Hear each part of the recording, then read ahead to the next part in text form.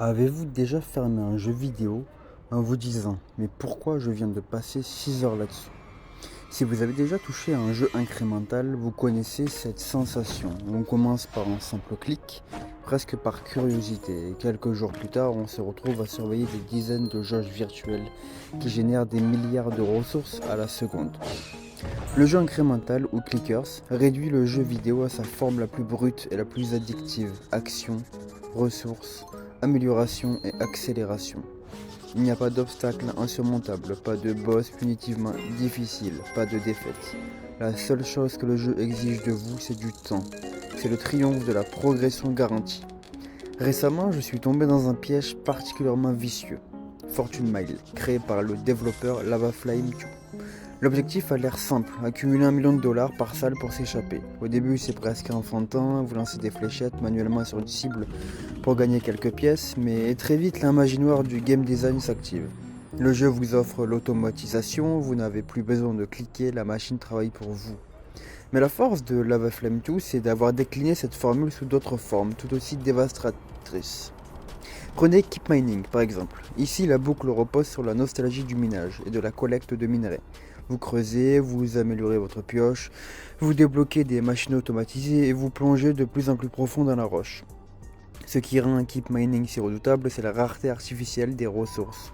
Trouver enfin ce minerai rare après avoir automatisé 1000 coups de pioche active exactement le même centre de récompense qu'une victoire à la loterie.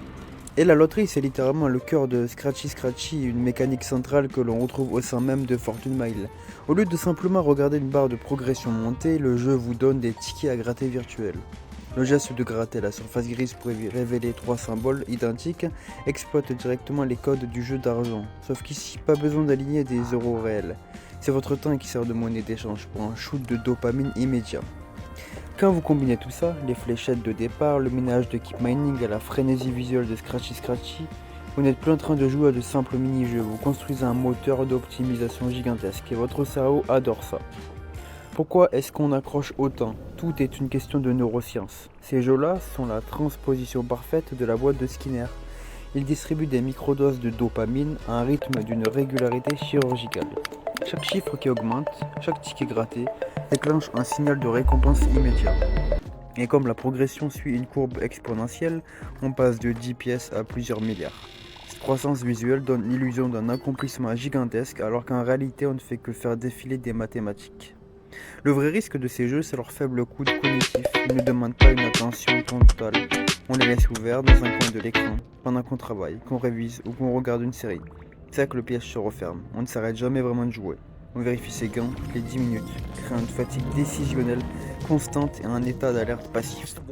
Au final, quand la boucle se brise et qu'on ferme enfin le jeu, le sentiment de vide est brutal. On réalise qu'on a investi des dizaines d'heures précieuses, non pas pour vivre une histoire ou maîtriser un vrai gameplay, mais simplement pour observer une usine virtuelle tournée à vide.